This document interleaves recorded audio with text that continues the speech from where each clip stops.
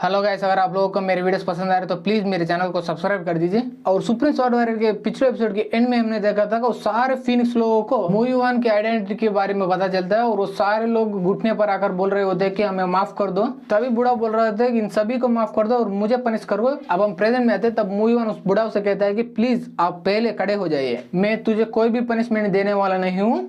और तभी पीछे से मिस गंगा आ जाती है और बोलते हैं कि मूवीवान तो तुम यहाँ पर हो। ये सुनने के बाद मूवीवान उस बुढ़ाओ को उठाते हुए बोल रहे होते हैं कि जल्दी जल्दी उठ जाओ बुढ़ाओ। और तभी मिस गंगा वहाँ पे आ जाती है और मूवीवान के कंधे पर हाथ डाल के बोलते हैं कि आह आह कितना आसानी से तू उस पाइथन ड्रैगन को हरा दिया, मुझे अब तक यकीन नहीं हो रहा। वो पाइथन ड्रैगन से फाइट करता करता मेरा फटके हाथ में गई थी, पर तूने उसे एक ही स्ट्राइक के मार डाला। पर तू मुझे पहले ये बताओ कि तेरे साथ वो हवा में उड़ रही चीज क्या थी?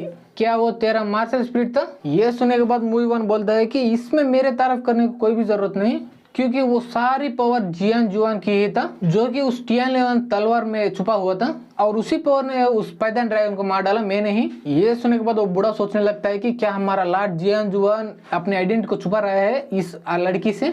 तभी मूवीवान बोलता है कि वो सभी तो छोड़, पर मेरे हाथ में क्या है वो देखो। और ये वही एनर्जी बॉल होती है जो उस ड्रैगन के मरने के बाद बाहर आ चुकी होती है। और ये देखने के बाद मिस गंग बोलती है कि हाँ मुझे पता है ये उस पाइथन ड्रैगन का स्पिरिट कोर है।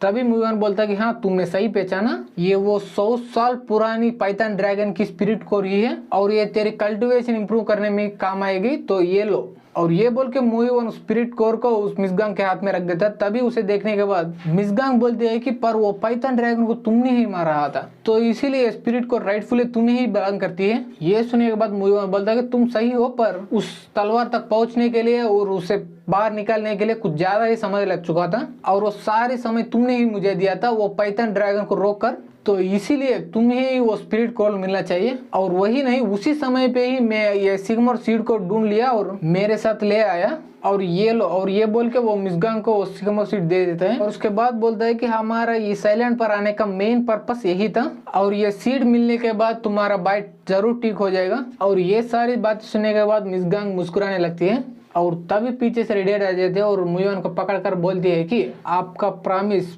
प्लीज आप भूलिएगा मत। ये सुनने के बाद मूवीवान भी बोल देता है हाँ मैं नहीं भूलागा और वो इधर उधर देखने लगता है। और वैसे भी ये पूरा आइलैंड भी बर्बाद हो गया और वो टियानलिन तलवार भी ऐसे निकाल दिया गया, तो इसीलिए मैं अब सभी फिनिक्स के लिए उसे एक नया घर ढूंढ लूंगा। और ये बोल के वो सभी लोग वहां से चले जाने लगते हैं। जब सारे फिनिक्स हवा में उड़ रहे थे तब उसके नीचे पानी पर हम एक बड़ा जहाज को देखते हैं। उसी जहाज में से एक बंदा दूरबीन से ये सारे फिनिक्स को जाता हुआ देख रहा होता है और उसके बाद एक और बंदे से बोलता है कि तुम जल्दी से ऐसे जाओ और वेल्डरमिन को रिपोर्ट दो कि ये फ्लोटिंग क्लाउड आइलैंड अब बर्बाद हो चुका है और सारे फिनिक्स यहाँ से चले गए। और ये सुनने के बाद वो बंदा भी ठीक है बोल देता है, पर तब हम उस बंदे के पीछे तरफ दिखाई देने लगते हैं और वहाँ पे उसी चार्म स्पेल के निशाने भी बने हुए होते हैं जैसा कि वो गुफा में बना हुआ होता है।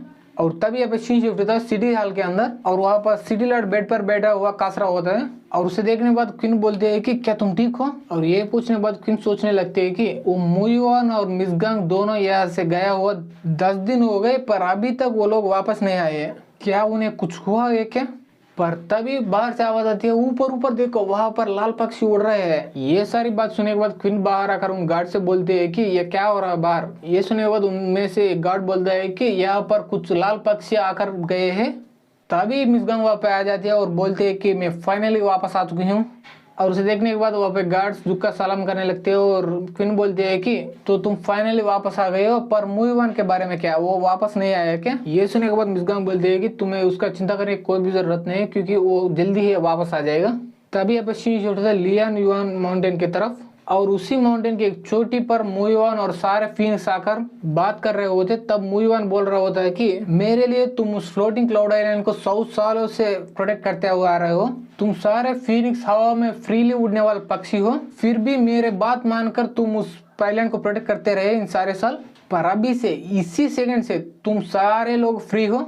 और मूवीवान उन सारे फिनिक्स को वो सिग्मोर सीड्स देते हुए बोल रहा होता है कि तुम ये सीड्स ले लो और कहीं भी बोलो, कुछ ही सालों में वहाँ पर बड़े बड़े सिकमोर ट्रीज उग जाएंगे और ये तुम्हारी मर्जी है तुम इस सीड्स को कहाँ पर बोना है और कहाँ पर तुम अपना घर बनाना चाहते हो। ये सुनने के बाद वो बूढ़ा अपने घुटने पर आकर बोलता है कि आप सच में हमारे लिए नया घर देना चाहते हैं, तो इसीलिए आपका पूरी तरह से शुक्रिया मैं कहना चाहता हूँ। ये सुनने के बाद मुझे बोलता है तू पहले उठ जा, और ऐसा कहीं पर भी झुकना अच्छी बात नहीं होती। सारे सीड्स तुम मेरे लिए वो फ्लोटिंग क्लाउड आइलैंड को प्रोटेक्ट करने का रिवार्ड समझ लो। ये सुनने के बाद वो बुढ़ा भी उठ जाता है और बोलता है कि गॉड ऑफ वॉर, मुझे ये नहीं पता कि हम फिर से मिलेंगे या नहीं, पर अगर हमारे फीनिक्स की जरूरत आपको आगे जाकर पड़े तो हम फीनिक्स कहीं पर भी हो और आपकी मदद करने के लिए हम तुरंत उड़ के आ जाएंगे। और ये बोल के वो सारे फीनिक्स हवा में उड़ने लगते हैं अपने नए घर की तरफ। और वो फीनिक्स को हवा में उड़ता हुआ देखकर मूवी वन बोल रहा होता है कि कितना अच्छा नजारा है। तभी वो रेडहेड भी बोलते हैं कि हाँ तुमने सही कहा। उसे देखने के बाद चौंकता हुआ मूवी वन पूछते थे तू तू तू तू यहाँ पर क्या कर रहा है, तुमने उनके साथ क्यों नहीं गए। ये सुनने के बाद वो कहते हैं कि क्योंकि मुझे यहीं पर ही रहना है, क्योंकि मैं अनजाने में कि आपके बारे में काफी सारे बुरे बुरे बात किए हैं। मैंने ये सोच रही कि तुम हमारे फैमिली को अबांडन कर चुके हो, पर अब मुझे पता चल रहा है कि मैं शुरू से ही गलत थी। पर फाइनली आप ही हमारे सारे फीनिक्स को बचाने के लिए उस आइलैंड पर आ चुके थे, और आप कमजोर बनने के बाद भी हमारे सारे फीनिक्स को बचाने के लिए अपने जान भी जोखिम में डालकर उस पाइथन ड्रैगन को मार दिया, और इसीलिए मैं यहाँ पर रुककर आपकी मदद करना चाहती हूँ। ये सुनने के बाद मूवी वन सोच रहा होता है कि ये पहले तो आजादी से हवा में उड़ना चाहती थी और उन सारे फीनिक्स के साथ रहना चाहती थी, पर ये सारी चीज होने के बाद ये मुझे लगता है कि ये बदल चुकी है, और अगर यही अपनी मर्जी से यहाँ पर रहना चाहती तो मैं भी इसे नहीं रोकने वाला, और यहाँ पर रहकर अपना कल्टिवेशन भी बढ़ा सकती है वो। और ये सोचने के बाद मूवी वन उस रेडिकेट के पास जाकर उस सिकमोर सीड को देता हुआ बोल रहा होता है कि अगर ऐसी बात है तो अब से ये स्प्लिट क्लाउड माउंटेन तेरी है, तो इसीलिए तुम ही स्प्लिट क्लाउड माउंटेन को प्रोटेक्ट करना आपसे। और वो सिकमोर सीड को लेने के बाद वो अपने पास रख लेती है और खुशी होकर बोलती है कि हाँ मूवी वन भैया मैं समझ गई हूँ, अब से ये स्प्लिट क्लाउड माउंटेन मेरे प्रोटेक्शन के अंडर रहेगी। और ये सुनने के बाद मूवी वन सोचने लगता है कि उस फ्लोटिंग क्लाउड आइलैंड पे वो सिकमोर ट्री का आरा को वो सारी फीनिक्स के साथ ये शेयर करना पड़ती थी, पर अगर यहाँ पर ये सिकमोर ट्री उग जाएगा तो उस ट्री का आरा पूरी तरह से इस रेडहेड को भी मिल जाएगी, और इसके वजह से इसका कल्टीवेशन भी काफी फास्ट से इम्प्रूव हो जाएगी। और ये सोचने के बाद मूवी वन रेडहेड की सर पर हाथ रख के बोल रहा होता है कि तुम यहाँ पर अच्छे से रहना और अपने कल्टीवेशन को इम्प्रूव करते रहना, अगर तुम्हें आगे जाकर कुछ प्रॉब्लम हुई है तो तुरंत मेरे पास आकर बोलना उसके बारे में। और ये सुनने के बाद वो भी हाँ बोल देते। तभी यहाँ पे सीन शिफ्ट होता है सिटी लॉर्ड के सिटी हॉल के अंदर। वहां पर क्वीन वो मेडिसिन बना रही होती है जो कि सिर्फ और सिर्फ वो सिकमोर सीड की मदद से ही बनाई जाती है।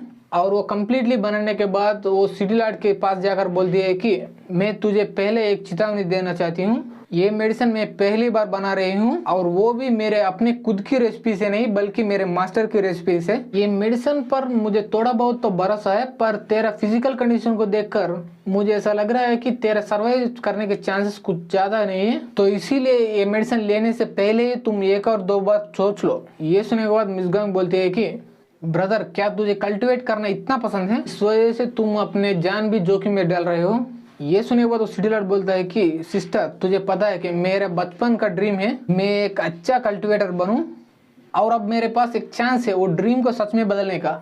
और ये बोलने के बाद वो मेडिसिन वाले कटाई को पकड़ लेता है और थोड़ा डरता डरता ही वो मेडिसिन को पूरी तरह से पी लेता है। तभी तुरंत ही यहाँ पर ये वीडियो खत्म हो जाती है। और वीडियो अच्छी लगी तो लाइक कर दे, सब्सक्राइब कर दे, शेयर कर दे, and thanks for watching guys.